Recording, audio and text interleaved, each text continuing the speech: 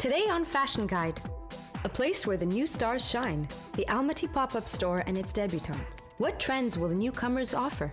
The Spanish couturier presents his collection during the Mexican Fashion Week. Not an ex anymore. John Galliano's couture comeback. Which fashion house is he now heading? And new and bright fantasy fashion films. Keep watching.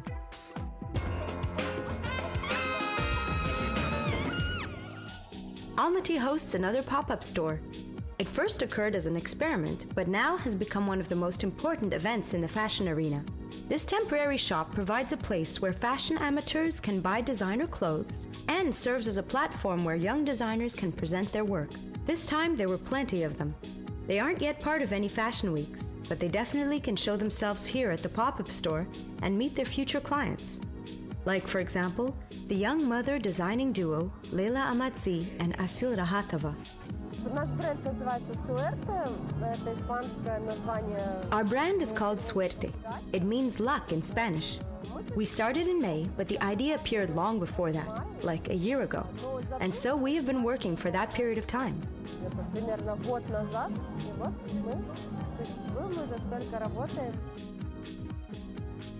For now, these beginners are only making jackets. They say they want to be the best in the industry. And the girls are working with responsibility and with soul to achieve this goal. Many elements on the pieces are handmade. The biggest hits of their collection are Eastern-style jackets that look like Middle Eastern national robes.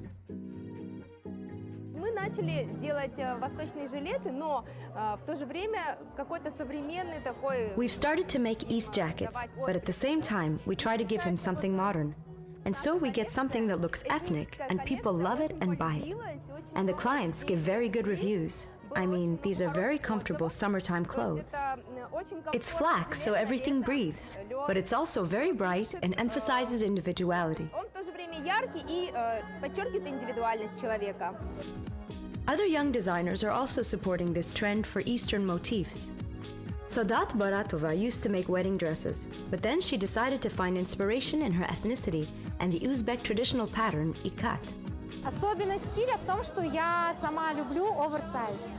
There's something special about this oversized style, and I love it. I mean, I love when oversized outfits go with patterns like this. I think that this is very good looking.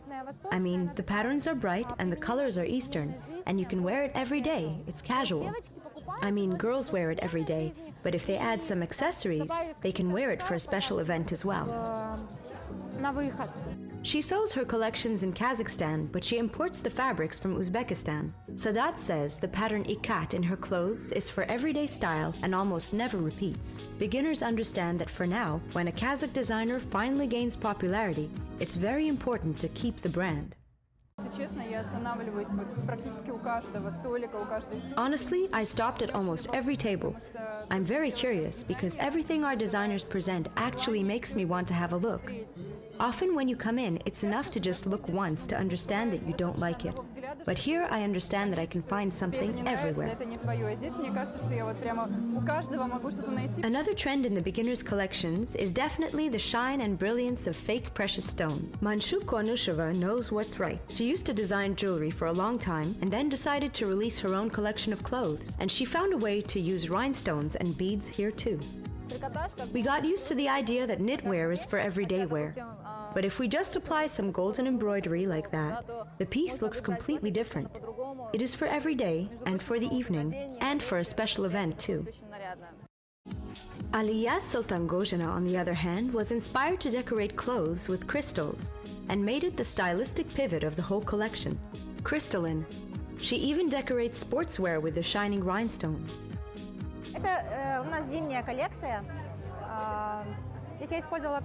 This is the winter collection. I used crystals here, so it's like crystals on the back and the front. I think maybe 100 pieces. And pearls from Swarovski too. You know, you can wear it as a daytime outfit, I think, with skirts or jeans. And also as evening attire. I mean, it's universal.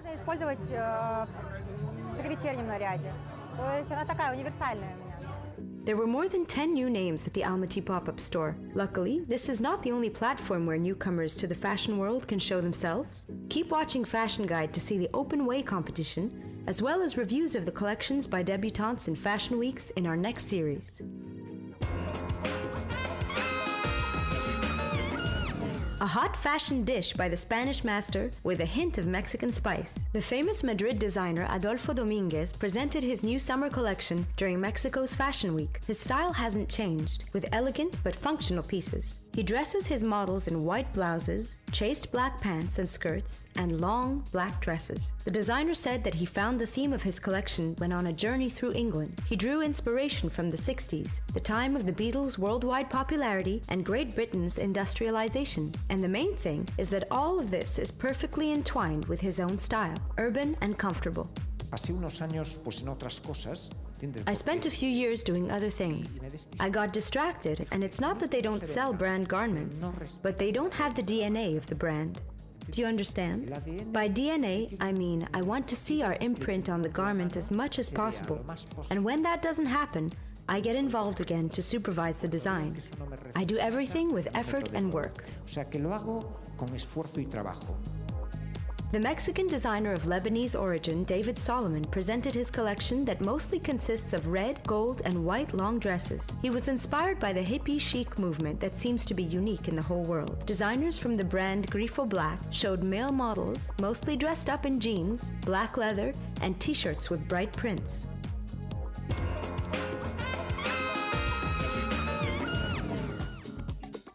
On the scene again, Disgrace designer John Galliano came back to his main business. Fans have been waiting for his comeback in the fashion world for 3 years now. And finally, after being forced to take a break and wander through positions that were not his forte, he is once again heading a fashion house. Galliano is now creative designer for Maison Martin Margiela. His problems began in 2011 when he was convicted of anti-Semitism and in the midst of a huge scandal was fired from the Dior fashion house. He was also stripped of his Order of the Legion of Honor award and sued for 6,000 euros. This spring, he managed to find a job at the Russian cosmetic corporation L'Etoile, but his loud comeback was on its way. His new works are set to be displayed in early 2015, and it's hard to imagine what agitage his collection will make.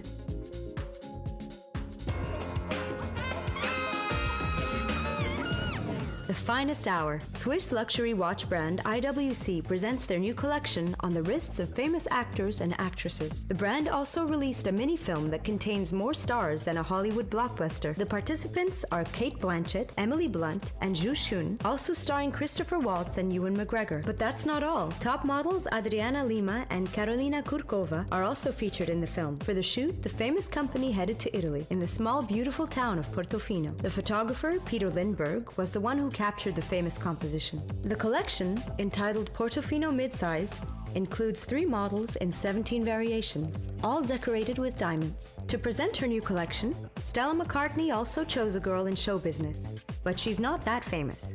She released her new video from the series One City, One Girl.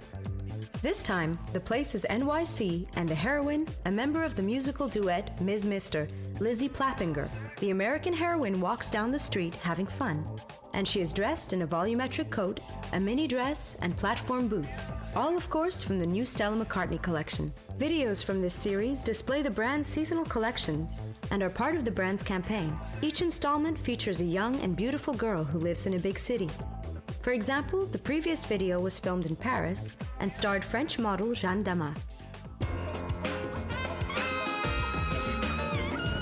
Luisa Villaroma also released an interesting fashion film. The Florentine online shop was inspired by a psychosomatic disorder, the Stendhal syndrome. People with this syndrome suffer from hallucinations, dizziness, and palpitations when they see works of art. Generally, mental disorders like this appear when someone visits a museum. The authors of the project drew parallels between this syndrome and the feelings one gets when the beauty of the clothing makes your head spin when attending a fashion week.